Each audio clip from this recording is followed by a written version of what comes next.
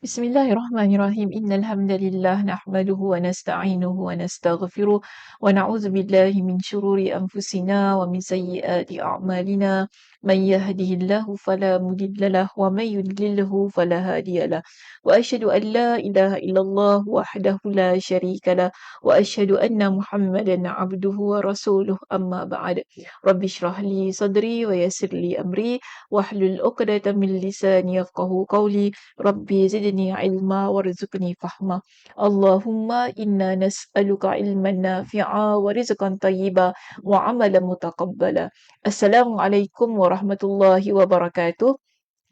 Apa khabar jemaah kita di Masjid An-Naim pada malam ini? Mudah-mudahan Allah Subhanahu Wa Taala memberikan kepada kita dengan kesihatan dan rahmatnya tidak kira di mana jua anda berada. Dan Alhamdulillah pada malam ini kita dapat bertemu sekali lagi setelah kita merehatkan kuliah ini tak silap saya selama sebulan lebih juga ya.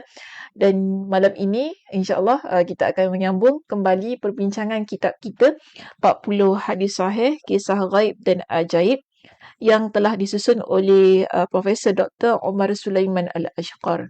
Okey. Jadi malam ini kita akan masuk pada kisah kita yang ke-33. Hadisnya 40. Sekarang dah masuk 33. Bermakna sikit lagi sahaja kitab ini akan diselesaikan pembacaannya. Baik, malam ini ada kisah yang menarik telah diceritakan oleh Nabi sallallahu alaihi wasallam, iaitu tentang fitnah-fitnah atau dalam bahasa yang lain fitnah ini ya kita panggil ia sebagai ujian, musibah, peristiwa-peristiwa pelik yang berlaku di akhir zaman. Nabi sallallahu alaihi wasallam ada menyebutkan 3 ujian penting ataupun 3 fitnah utama yang akan berlaku di akhir zaman. Apakah 3 fitnah tersebut? Maka di sini kita baca terlebih dahulu hadisnya. Pertama ialah fitnah al-ahlas. Nabi sallallahu alaihi wasallam ada pada satu hari dalam hadis ini, hadisnya riwayat Abdullah ibn Umar. Abdullah ibn Umar ialah anak kepada Umar bin Khattab. Dia ceritakanlah dalam hadis ini, kunna qu'udan inda Rasulillah sallallahu alaihi wasallam. Kami ada satu masa pernah duduk-duduk bersama dengan Nabi sallallahu alaihi wasallam. فذكر الفتن فأكثر في ذكرها حتى ذكر فتنة الأحلاس. حتى ذكر فتنة الأحلاس. Dia kata Nabi sallallahu alaihi wasallam ketika sedang duduk bersama dengan kami tu kan, Abdullah ibn Umar kata Nabi ni banyak menceritakan tentang fitnah yang berlaku.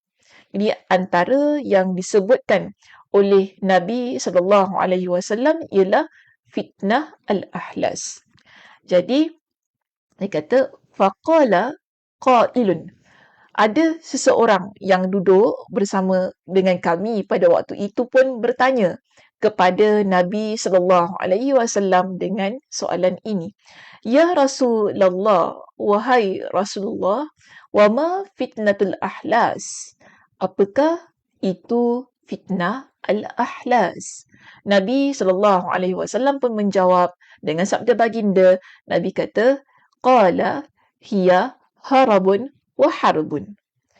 Nabi sallallahu alaihi wasallam menjelaskan kepada mereka yang sedang duduk-duduk bersama dengan baginda pada waktu itu, yang sedang membincangkan tentang fitnah, lalu timbullah soalan apakah itu fitnah al-ahlas?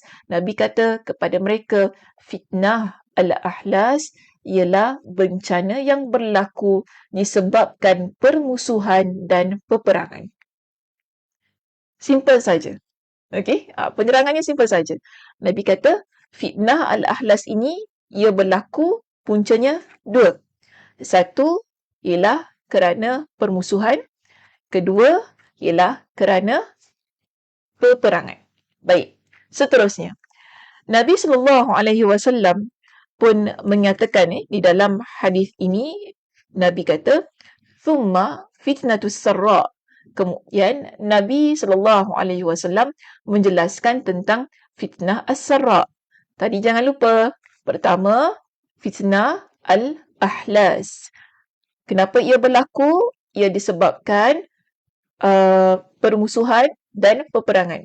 Seterusnya, Nabi SAW menyebutkan tentang fitnah yang kedua, iaitu fitnah as-sarra. Sikit lagi nak sebut fitnah al-ahlas.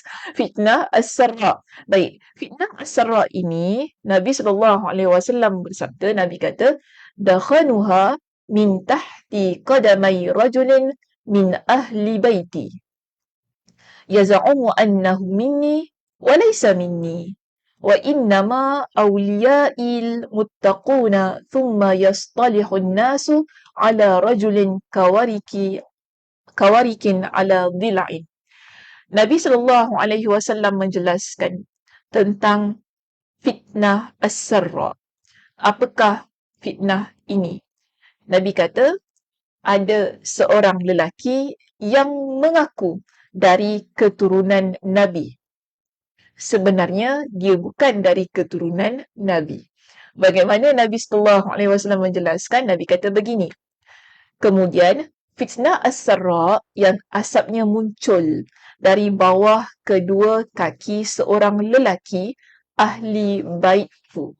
Jadi fitnah ini muncul daripada seorang lelaki yang mana ada asap keluar daripada kaki, bawah kakinya. Kemudian dia kata dia di kalangan ahli bait. Dia mengaku berasal daripada keturunan aku, padahal dia bukan daripada keturunan aku. Jadi lelaki ini, dia kata dia keturunan Nabi, padahal dia bukan daripada keturunan Nabi. Dan pada waktu itu, ada orang percaya. Of course, ada orang yang percaya. Biasalah kita kan. Kadang-kadang kita ni suka sangat percaya perkara-perkara yang menakjubkan. Begitu kan, yang nampak-nampak, yang kita nampak ada perkara-perkara yang mengagumkan, menakjubkan, yang ada wow factor ni. Cepat mudah kita percaya di situ kan. Jadi di sini, lelaki ini ada asap yang keluar di bahagian kakinya. Bila nampak, dia mengaku diri dia sebagai keturunan Nabi. Nabi kata, "Laisa minni." Dia bukan daripada keturunan aku. Namun ada di kalangan mereka yang mantap keimanannya, mereka yang betul-betul menjaga sunnah Nabi, yang baca hadis Nabi SAW ini, mereka tahu tentang kepalsuan pengakuan yang dikeluarkan oleh lelaki tersebut. Jadi apa kata Nabi? Orang yang mana mereka ini merupakan waliku, iaitu penolong-penolongku, iaitu orang yang betul-betul beriman kepada Allah, mengikut kepada sunnah Nabi SAW, yang tahu tentang kebatilan pengakuan lelaki itu tadi. Nabi kata, hanya orang-orang yang bertakwa. Okay. Wali-wali aku, iaitu penolong-penolong aku, hanya orang-orang yang bertakwa. Jadi mereka yang tidak percaya pada berita itu ialah di kalangan orang-orang yang bertakwa. Nabi kata, orang yang tak percaya, orang yang benar-benar berpegang pada sunnah, ialah orang yang bertakwa kepada Allah Subhanahu Wa Taala, ialah mereka yang akan membantu untuk memberikan pencerahan, orang yang membantu untuk memberitahu kepada orang lain perkara ini salah. Siapakah mereka? Orang yang bertakwa kepada Allah, yang takut kepada Allah Subhanahu Wa Taala. Ataupun dengan kata lain ialah mereka yang taat pada perintah Allah dan meninggalkan larangan Allah Subhanahu Wa Taala. Maka orang yang begini, Nabi SAW pun meneruskan sabda baginda. Nabi kata apa? Kemudian orang-orang akan berdamai pada seorang lelaki, layaknya pangkal peha yang bertumpuk di tulang rusuk. Maksudnya sesuatu yang tidak kuat ataupun teguh. Jadi fitnah as-sarra ini, satu, ada dua ya. Fitnah as-sarra ini Nabi kata pertama ialah bila ada seorang lelaki yang keluar asap di bahagian bawah kakinya, kemudian dia mengaku dirinya sebagai keturunan Nabi padahal dia bukan. Nanti kemudian adanya orang-orang yang bertakwa yang akan menolak dakwaan tersebut. Seterusnya, pada fitnah as-sarra ini juga akan berlaku bagaimana keadaannya. Seseorang yang mana dia ini mengikat perjanjian, mengikat persetujuan dengan seseorang, tetapi persetujuan dan Perjanjian itu diikat dengan tidak kuat. Maknanya perjanjian itu adalah perjanjian yang tak boleh dipercayai. Ini merupakan fitnah yang nanti Nabi kata berlaku pada waktu itu. Tapi dah berlaku, kita nampak banyak. Dia berlaku pada hari ini. Tentang yang mengaku daripada keturunan Nabi pun ramai dah. Padahal daripada sejak dulu lagi pun dah ada orang mengaku tentang hal itu. Kan? Tentang perjanjian yang rapuh, perjanjian damai yang sebenarnya dijanjikan nak perdamaian, nak persetujuan tu, banyak juga sudah berlaku yang mana akhirnya kita dapati bahawa perjanjian itu adalah perjanjian yang tidak kukuh. Perjanjian yang mudah saja terlerai. Maknanya fitnah-fitnah begini ia sudah berlaku dan Nabi SAW pun telah menyebutkan yang mana tentang hal ini dinamakan ia sebagai fitnah as-sarra. Seterusnya kita ada fitnah yang ketiga yang disebutkan oleh Nabi SAW. Fitnah ini disebut sebagai fitnah ad-duhaima. Apakah yang disebutkan oleh baginda Nabi tentang hal ini? Nabi kata begini, "Thumma fitnatud duhaima la tada'u ahadan min hazihil ummah." Nabi kata, fitnah ini ia tidak akan meninggalkan seorang pun daripada umat ini. Ramai di antara kita yang akan terkena dengan fitnah tersebut. Nabi kata begini, okey, bagaimana keadaannya? Illa latamathu latmatan fa idza qila in qadat tamadat yusbihu ar-rajul fiha mu'minan wa yumsi kafiran hatta yasira an-nasu ila fustati imanin la nifaqa fihi wa fustati nifaqin la imana fihi fa idza kana dhakum fantaziru dajjala min yaumihi aw min ghadihi. Nabi SAW menjelaskan bahawa fitnah ad-duhaima ini ianya akan berlaku dan pada waktu kalau bila ia berlaku, orang yang hidup pada waktu itu tidak ada seorang pun yang akan tertinggal daripada terkena dengan fitnah tersebut. Nabi jelaskan begini, bencana ini tidak akan membiarkan seorang pun dari umat ini melainkan akan menimpanya. Apabila dikatakan telah berakhir tetapi ia masih berterusan. Okay, nampaknya macam dah tak ada dah fitnah tu kan. Bila ia berlaku, okay, orang kata dah tak ada dah fitnah tu dah okey dah, semua dah reda. Tetapi Nabi kata ia sebenarnya masih berterusan. Nabi SAW kata, okay, di sini pada waktu itu fitnah duhaimak ni dia ceritanya begini ya.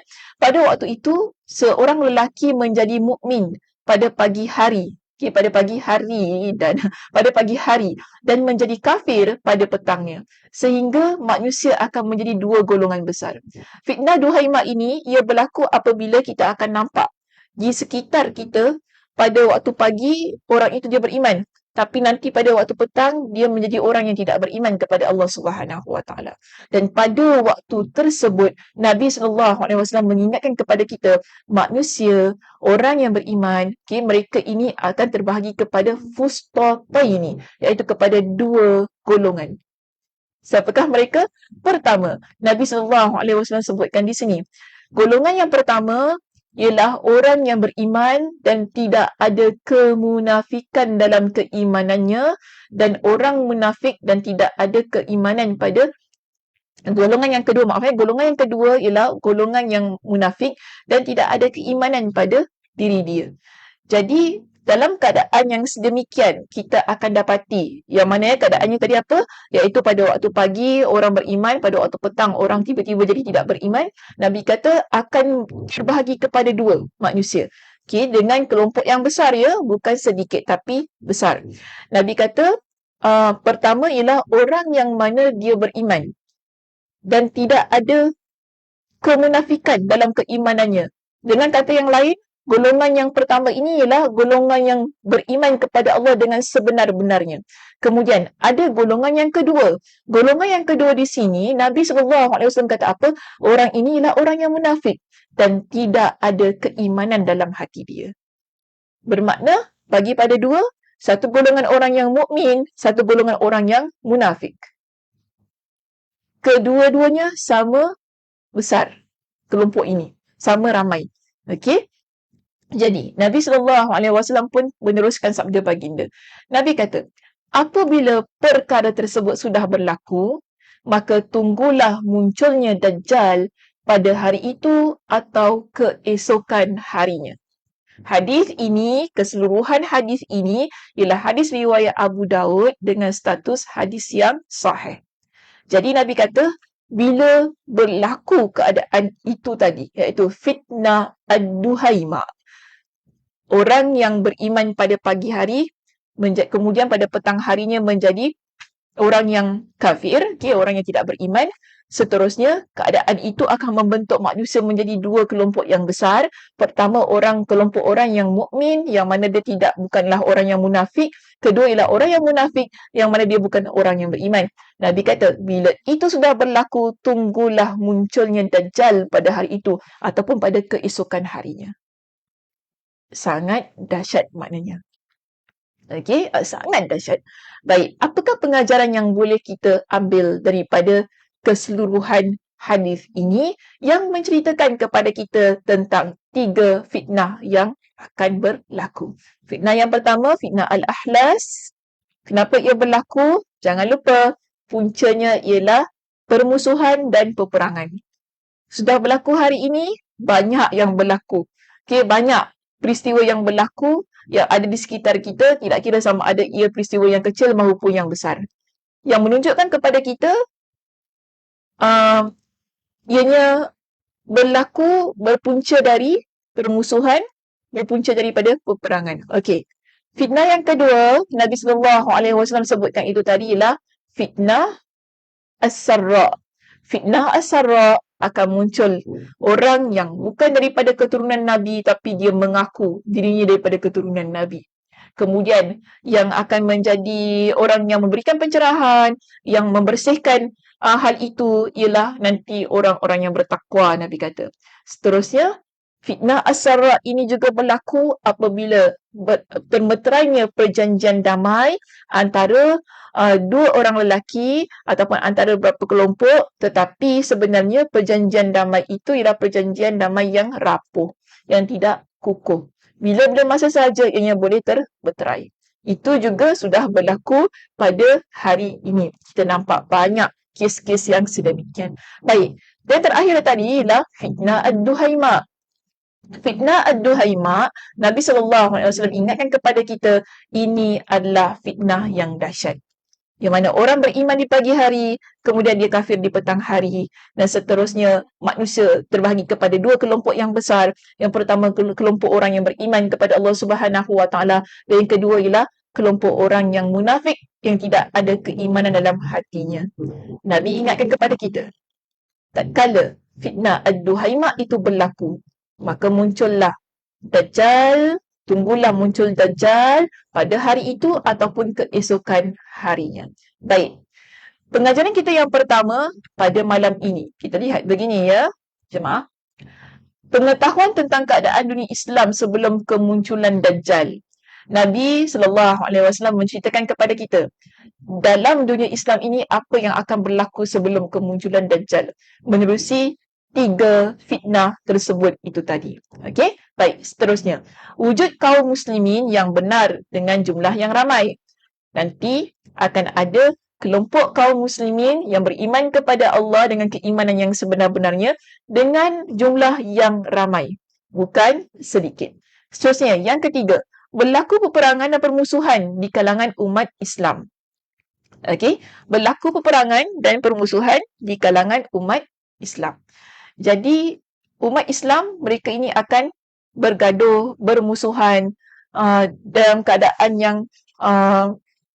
tak berhenti, kan? Ada je permusuhan, adanya fitnah yang berlaku sehingga tidak ada sukar untuk kita berjumpa dengan jalan damai. Okey, seterusnya yang keempat, semua fitnah ini akan terjadi pada akhir zaman. Jadi apa yang disebutkan oleh Nabi SAW itu akan berlaku di akhir zaman.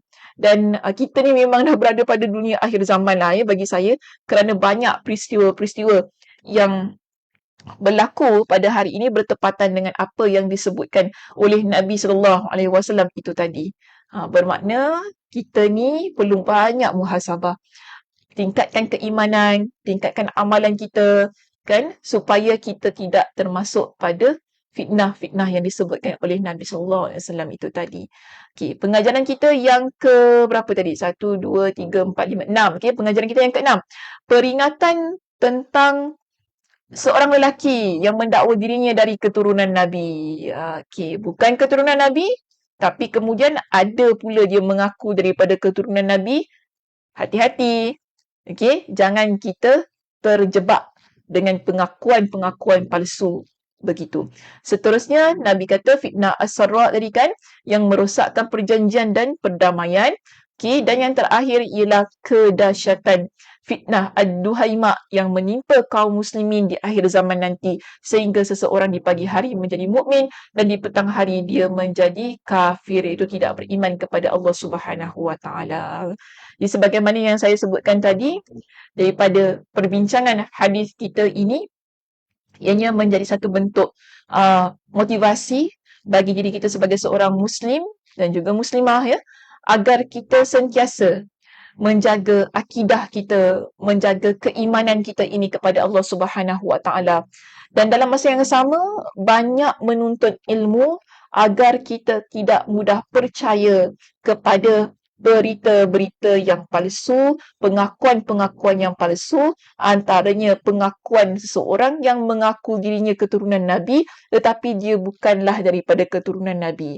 Okay, bagaimana kita nak menepis pengakuan-pengakuan yang palsu begini? Ketakwaan kita kepada Allah. Namun jangan lupa, ketakwaan itu kalau kita inginkan ada pada diri kita, ia perlu bermula dengan ilmu. Kita belajar. Makin banyak kita belajar agama ini, makin meningkatlah ketakwaan diri kita kepada Allah Subhanahu wa taala, insya-Allah. Okey, baik, itu sahaja pengajaran kita ataupun pelajaran kita pada malam ini. Mudah-mudahan apa yang kita bincangkan itu tadi menjadikan diri kita seorang Muslim dan Muslimah yang lebih dekat kepada Allah Subhanahu wa taala dan menjaga hubungan kita sesama manusia dengan baik, kerana tadi Nabi ingatkan akan berlaku permusuhan dan peperangan. So kita tak nak hal itu berlaku dalam kehidupan kita. Kita jaga sebaik-baiknya silaturahim kita, ukhuwah kita sesama manusia yang ada di sekitar kita. Okey, baik. Terima kasih di atas perhatiannya. Mudah-mudahan Allah Subhanahu wa taala memberikan kepada kita dengan kesihatan agar kita dapat terus-terusan mengikuti pengajian kita pada setiap hari Selasa pada malam ni, untuk kita menyelesaikan perbincangan kitab kita ini nanti. Okey, saya tutup dengan tasbih kafarah. Subhanakallahumma wa bihamdika asyhadu an la ilaha illa anta astaghfiruka wa atubu ilaik. Assalamualaikum warahmatullahi wabarakatuh.